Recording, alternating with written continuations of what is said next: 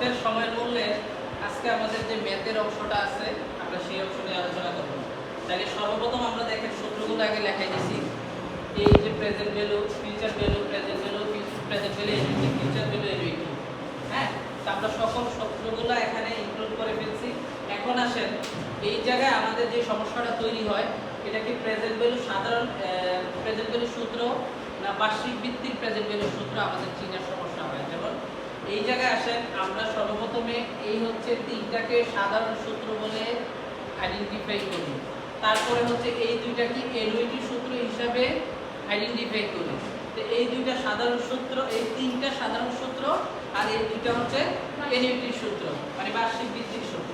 তা আমার কথা হচ্ছে দেখেন এই জায়গায় এইটাও প্রেজেন্ট ভ্যালু, এইটাও প্রেজেন্ট ভ্যালু। এখন হচ্ছে আমরা যদি সূত্রকে আলাদা না করতে পারি তাহলে রেজাল্ট দুইটা দুই রকম দাঁড়াবে, তাই না?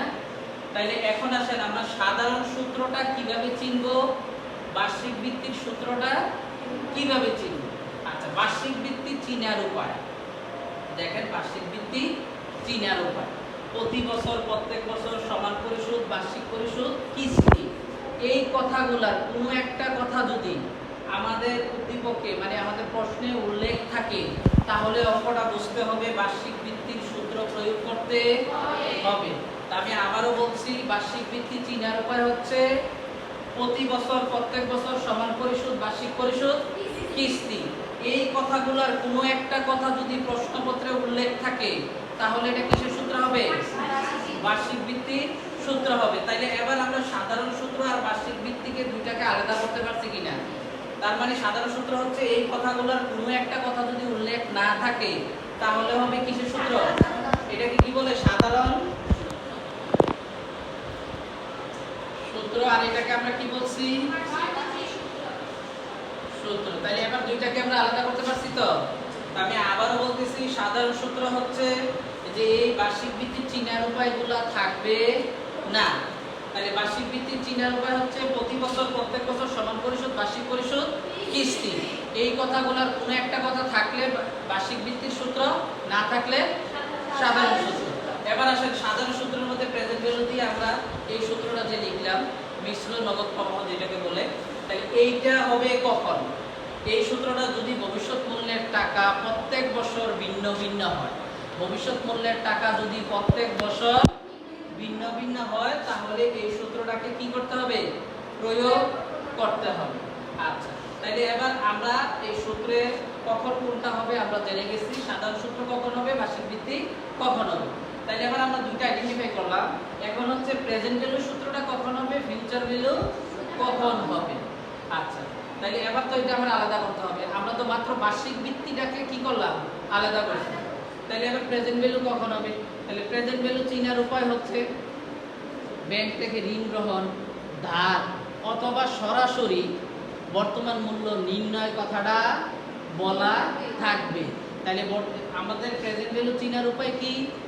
ব্যাংক থেকে ঋণ গ্রহণ, ধার, আরেকটা হচ্ছে কি সরাসরি গরুর অথবা গোড়ালগার মধ্যে আমার লেখা থাকবে কি বর্তমান মূল্য নির্ণয় করা। তাহলে বুঝতে পারবো তো আমরা। আচ্ছা, তারপরে ফিউচার ভ্যালু হচ্ছে ডট ডট বছর পর, মানে 5 বছর পর, 7 বছর পর, 8 বছর পর, যে কোনো বছর পর বললে মানে পর বলতে কখন বুঝাইছে? ভবিষ্যতের কথা। তাহলে ডট ডট বছর পর অথবা ভবিষ্যৎ মূল্য নির্ণয় সরাসরি কথাটা লেখা থাকবে। কথা ক্লিয়ার? তাহলে এবার প্রেজেন্ট ভ্যালু এবং ফিউচার ভ্যালু আমরা চিনতে পারছি কখন হবে। আচ্ছা, এবার আসেন present value annuity due, future value annuity due. আমরা এই দুইটা, এইটাও এনুইটি শব্দ মানে অগ্রিম বার্ষিক ভিত্তি। আমাদের প্রশ্নপত্রের মধ্যে যদি অগ্রিম কথাটা বলা থাকে, বছর শুরুতে কথাটা বলা থাকে তাহলে আমাদের সূত্র হবে এইটা। আমরা কিস্তিটা যখন গ্রহণ করি আমাদের কিস্তি দেওয়ার সময় শেষ হয় কখন? 31 ডিসেম্বর যখন শেষ হয়ে যাবে। আমরা অগ্রিম বলতে বুঝি যখন কিস্তি গ্রহণ করছি ওই তারিখ থেকে আপনাকে আবার মানে আমি যখন ঋণটা গ্রহণ করছি ওই তারিখ থেকে আপনাকে কি দিতে হবে? কিস্তি দিতে হবে। এটা হচ্ছে অগ্রিম। তাহলে অগ্রিম বার্ষিক ভিত্তি বলা থাকবে 1 জানুয়ারি অথবা ঋণ গ্রহণের দিন থেকে আপনাকে কিস্তি পরিশোধ, এই ধরনের কথা বলা থাকলে আপনি বুঝবেন এটা কিসের সূত্র? অগ্রিম। অগ্রিম বার্ষিক ভিত্তি। প্রেজেন্ট ভ্যালু এবং ফিউচার ভ্যালু চিনার উপায় সেম এটার মতো। প্রেজেন্ট ভ্যালু এবং ফিউচার ভ্যালু চিনার উপায় সেম এইটার মধ্যে। হ্যাঁ আচ্ছা, এবার আরেকটা জিনিস আপনাদেরকে ক্লিয়ার করে দেই। এই হচ্ছে এই কিস্তির টাকা, এর হচ্ছে কিস্তি আমরাকে যেটা বলি, হ্যাঁ। আর এই পিবি হচ্ছে এককালীন টাকা। এই দুইটাতে আমরা একটু ঝামেলা তৈরি করি, আমরা অনেকে এই দুইটাকে বুঝতে পারি না। যদি প্রত্যেক মাসে মাসে অথবা বছরে বছরে টাকাটা পরিশোধ করা হয়, তাহলে এটা বুঝতে হবে কিস্তির টাকা। কিসের টাকা? আপনি মাসে মাসে দিচ্ছেন অথবা বছর বছর টাকাটা দিয়ে যাচ্ছেন, 4 বছর 5 বছর এরকম করে দিয়ে যাচ্ছেন, তাহলে এটা হচ্ছে কিসের টাকা? কিস্তির টাকা। আর যদি টাকাটা একবারে দেন এককালীন, আর দেওয়া হবে না, বা একবারে গ্রহণ করছেন, তাহলে এটা বুঝবে হয় প্রেজেন্ট ভ্যালুর টাকা, না হয়। তাহলে এবার এই ইনস্টলমেন্ট মানে কিস্তির টাকা আর এই প্রেজেন্ট ভ্যালু বা ফিউচার ভ্যালুর টাকাটা ক্লিয়ার। আচ্ছা, আমরা আরেকবার একটু আপনাদেরকে ক্লিয়ার করে দিই যে a oblique C oblique PMT আমরা এগুলো ব্যবহার করতে পারি, তাই না? এই তিনটাকে একই নামে অনেক সময় অনেক বইয়ে এ দেওয়া থাকবে, অনেক বইয়ে আপনাকে সি দেওয়া থাকবে, অনেক সময় পিএমটিও দেওয়া থাকে। তো পিএমটি গুলো আমরা অনার্সে পাই। সি হচ্ছে আপনারা যারা বিবিএ করবেন, ইংলিশ মিডিয়ামে যারা পাবেন, ইউনিভার্সিটিতে যাবেন, এইটাতে আপনারা পাবেন। আর এ এখন সচরাচর আমরা যে বইটা আছে সেই বইটা থেকে আমরা পাচ্ছি। তাইলে এই জায়গা থেকে আমাদের আর কোনো সমস্যা আছে কিনা বলেন? আর কোনো প্রবলেম আছে? সূত্র সংক্রান্ত আর কোনো সমস্যা আছে? তাহলে আমরা এই টাইম ভ্যালু অফ মানির অঙ্কের চিনার মানে আপনারা কিভাবে অঙ্কটাকে আইডেন্টিফাই করবেন যে প্রেজেন্ট ভ্যালু বা ফিউচার ভ্যালু, আমি একটু বলে দিচ্ছি। যে আপনারা সর্বপ্রথম সৃজনশীলটাকে পড়বেন। আমাদের টাইম ভ্যালু অফ মানির মধ্যে সৃজনশীলটা 2 ভাগ বা 3 ভাগে আমাদের প্রশ্নটা আসে। তো সৃজনশীলটাকে ভালোভাবে পড়ে প্রত্যেকটা বাক্যে আমরা আইডেন্টিফাই করে নিব। নেওয়ার পর আমরা গরুর গতে আসবো, গরুর গতে এসে দেখবো তারা কোন অংশটাকে আমাকে করতে বলছে। ওই অংশটার সাথে গিয়ে দেখবো যে প্রতি বছর প্রত্যেক বছর সমান পরিশোধ, বার্ষিক পরিশোধ, কিস্তি, এই কথাগুলোর কোনো একটা কথা আছে কিনা।